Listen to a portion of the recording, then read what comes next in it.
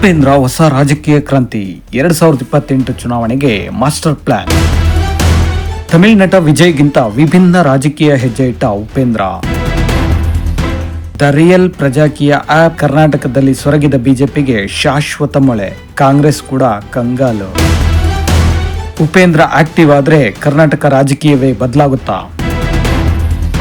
The real Prajakeeya app Karnataka ರಾಜಕೀಯದಲ್ಲಿ game changer. ತಮಿಳುನಾಡಿನಲ್ಲಿ ವಿಜಯ್ ರಾಜಕೀಯ ಎಂಟ್ರಿ ದೇಶದ ಗಮನ ಸೆಳೆದಿದ್ರೆ, ಕರ್ನಾಟಕದಲ್ಲಿ ಉಪೇಂದ್ರ ಇನ್ನೂ ವಿಭಿನ್ನ ರಾಜಕೀಯ ಪ್ರಯೋಗಕ್ಕೆ ಚಾಲನೆ ನೀಡಿದ್ದಾರೆ. ಅದು ರಿಯಲ್ ಪ್ರಜಾಕೀಯ ಆಪ್ ಲಾಂಚ್ ಮಾಡೋ ಮೂಲಕ. ಇದು ಕೇವಲ ಒಂದು ಆಪ್ ಲಾಂಚ್ ಅಲ್ಲ, 2028 ವಿಧಾನಸಭೆ ಚುನಾವಣೆಗೆ ಮುನ್ನ ಸಿಸ್ಟಮ್ ಬದಲಿಸುವ ರಾಜಕೀಯ ಮಾಸ್ಟರ್ ಪ್ಲಾನ್ ಅಂತಿದ್ದಾರೆ. ಇದು ಕರ್ನಾಟಕದಲ್ಲಿ ಸೊರಗಿದ ಬಿಜೆಪಿಗೆ ಶಾಶ್ವತ ಮೊಳೆ ಹೊಡೆದಂತೆ ಆಗುತ್ತಾ ಎನ್ನುತ್ತಿದ್ದಾರೆ ಜನ, ಅಥವಾ ಕಾಂಗ್ರೆಸ್ ಮತ ಬ್ಯಾಂಕ್ಗೆ ಹೊಸ ಭೀತಿ ಸೃಷ್ಟಿಸುತ್ತಿದೆಯಾ? ಇತ್ತೀಚೆಗೆ Upendra the real Prajakeeya digital ವೇದಿಕೆಯನ್ನ ಬಿಡುಗಡೆ ಮಾಡಿ ಜನರು ನೇರವಾಗಿ ಆಡಳಿತದಲ್ಲಿ ಪಾಲ್ಗೊಳ್ಳುವ ವ್ಯವಸ್ಥೆ ನಿರ್ಮಿಸುವುದಾಗಿ ಹೇಳಿದ್ದಾರೆ. ಇದು ಆಪ್ ಲಾಂಚ್ ಮಾತ್ರ ಅಲ್ಲ, ರಾಜಕೀಯ ಮೆಸೇಜ್. ಮೊದಲು ನೋಡಿದ್ರೆ ಇದು ಒಂದು ಮೊಬೈಲ್ ಆಪ್ ಲಾಂಚ್ ತರ ಕಾಣಬಹುದು, ಆದ್ರೆ ಇದರ ಹಿಂದೆ ದೊಡ್ಡ ರಾಜಕೀಯ ಸಂದೇಶ ಇದೆ. ಉಪೇಂದ್ರ ಹೇಳಿರುವ ಮುಖ್ಯ ವಿಚಾರ ಏನಂದ್ರೆ, ನಾಯಕ ಬೇಡ, ಕೆಲಸ ಮಾಡುವ ಜನ ಬೇಕು ಅಂತ. ಈ ಮಾತು ಕರ್ನಾಟಕದ ಸಾಂಪ್ರದಾಯಿಕ ರಾಜಕೀಯ ಸಂಸ್ಕೃತಿಗೆ ನೇರವಾಗಿ ಸವಾಲ್ ಹಾಕುತ್ತೆ. ಅವರು ಜನರು ನೇರವಾಗಿ ತಮ್ಮ ವಾರ್ಡ್ ಸಮಸ್ಯೆಗಳನ್ನ ದಾಖಲಿಸಿ ಪರಿಹಾರ ಟ್ರ್ಯಾಕ್ ಮಾಡುವ ಮಾದರಿಯನ್ನ ಮುಂದಿಟ್ಟಿದ್ದಾರೆ. ಸಮಸ್ಯೆ ಬಗೆಹರಿಸಲು ದಾರಿ ಹುಡುಕುವ ವಿಭಿನ್ನ ತಾಂತ್ರಿಕ ಯುಗದ ಆಲೋಚನೆ ಇದಾಗಿದೆ. ಹಾಗಾದ್ರೆ ತಮಿಳು ನಟ ವಿಜಯ್ ಮತ್ತು ಉಪೇಂದ್ರ ಯಾರು ವಿಭಿನ್ನ? ತಮಿಳುನಾಡಿನಲ್ಲಿ ವಿಜಯ್ ರಾಜಕೀಯ ಪ್ರವೇಶ ಮುಖ್ಯವಾಗಿ ಸ್ಟಾರ್ ಪವರ್ ಮತ್ತು ಮಾಸ್ ಫ್ಯಾನ್ ಬೇಸ್ ಮೇಲೆ ನಿಂತಿದೆ, ಆದ್ರೆ ಉಪೇಂದ್ರ ಮಾದರಿ ಬೇರೆ. ಇವರು ಕೇವಲ ಅಭಿಮಾನಿಗಳ ಮೇಲೆ ಅಲ್ಲ, ಸಿಸ್ಟಮ್ ಚೇಂಜ್, ನರೇಟಿವ್ ಮೇಲೆ ಫೋಕಸ್ ಮಾಡ್ತಿದ್ದಾರೆ. ವಿಜಯ್ ಅವರ ರಾಜಕೀಯವು ನಾಯಕ ಕೇಂದ್ರಿತ ಮಾದರಿ ಆಗಿದ್ರೆ, ಉಪೇಂದ್ರ ಅವರ ರಾಜಕೀಯವು ಜನ ಕೇಂದ್ರಿತ ಮಾದರಿ ಎನ್ನುವ ಪ್ರಯತ್ನ. ಇದೇ ಇವರ ಬಿಗ್ಗೆಸ್ಟ್ ಡಿಫರೆನ್ಸ್. ಈ ವಿಭಿನ್ನ ನಡೆ ಬಿಜೆಪಿ ಮೇಲೆ ದೊಡ್ಡ ಪರಿಣಾಮ ಬೀರುತ್ತಾ? ಇಲ್ಲಿ ದೊಡ್ಡ ಪ್ರಶ್ನೆ ಏನಂದ್ರೆ, ಇದರಿಂದ ಬಿಜೆಪಿಗೆ ಹೆಚ್ಚು ಹಾನಿಯಾಗುತ್ತಾ ಅನ್ನೋದು. ಕರ್ನಾಟಕದಲ್ಲಿ ನಗರ ಮತ್ತು ಮಧ್ಯಮ ವರ್ಗದ ಮತದಾರರಲ್ಲಿ ಬಿಜೆಪಿ ಕಡೆ ಒಲವು ಹೆಚ್ಚಾಗಿತ್ತು ಎನ್ನಲಾಗುತ್ತೆ.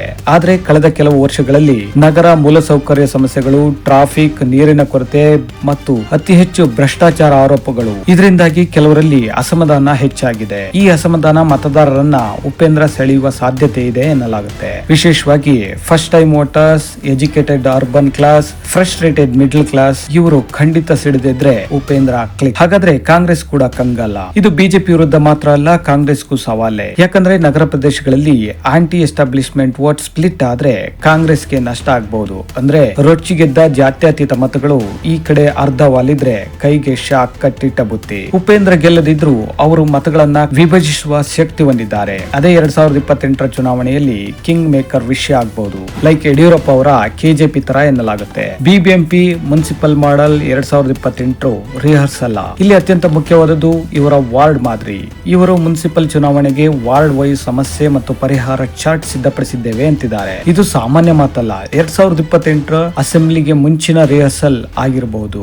ನಗರ ಸ್ಥಳೀಯ ಸಂಸ್ಥೆಗಳಲ್ಲಿ ಬೇಸ್ ಕಟ್ಟಿದ್ರೆ 2028ಕ್ಕೆ ಅಸೆಂಬ್ಲಿ ಸೀಟ್ ಟಾರ್ಗೆಟ್ ಮಾಡಬಹುದು. ಆದ್ರೆ ವಾಸ್ತವ ಒಮ್ಮೆ ಚೆಕ್ ಮಾಡಿದ್ರೆ ಇಲ್ಲಿ ಒಂದು ಕಟು ಸತ್ಯ ಇದೆ. ಆಪ್ ಲಾಂಚ್ ಮಾಡುವುದು ಒಂದು ವಿಷಯ, ಮತಗಳನ್ನ ಕ್ರೋಢೀಕರಿಸುವುದು ಇನ್ನೊಂದು ದೊಡ್ಡ ವಿಷಯ. ವಾಸ್ತವದಲ್ಲಿ ಇದು ಸ್ವಲ್ಪ ಕಷ್ಟ, ಆದ್ರೆ ಎರಡು ಹಂತದಲ್ಲೂ ಕೆಲಸ ಮಾಡೋ ಶಕ್ತಿ ಅಥವಾ ಉಪೇಂದ್ರ ಬಳಿ ಇದೆಯಾ? ಕಾನ್ಸ್ಟಿಟ್ಯೂನ್ಸಿ ಲೆವೆಲ್ ಹೋರಾಡೋ ತಾಕತ್ ಇದೆಯಾ? ಮುಖ್ಯವಾಗಿ ಹಣ ಹೇಗೆ ಕೆಲಸ ಮಾಡುತ್ತೆ ಅನ್ನೋದು ಎಲ್ರಿಗೂ ಗೊತ್ತು. ಉಪೇಂದ್ರ ಕೈಲಿ ಹಣಕಾಸು ಶಕ್ತಿ ನಿಭಾಯಿಸಿಕೊಂಡು ಹೋಗೋ ಖದರ್ ಇದೆಯಾ? ಗ್ರಾಮೀಣ ಮತದಾರರಿಗೆ ಇವರು ತಲುಪುವ ಮಾರ್ಗ ಹೇಗೆ? ಇವು ಎಲ್ಲರನ್ನ ಕಾಡೋ ದೊಡ್ಡ ಪ್ರಶ್ನೆಗಳು. Star popularity versus vote conversion. ಜನ ಮೆಚ್ಚುಗೆ ಜಾಸ್ತಿ ಅನ್ನೋದು ಸತ್ಯ, ಆದ್ರೆ ಕರ್ನಾಟಕ ರಾಜಕೀಯದಲ್ಲಿ ಜನ ಮೆಚ್ಚುಗೆ ಮತಗಳಾಗೋದು ಸ್ವಲ್ಪ ಕಷ್ಟ.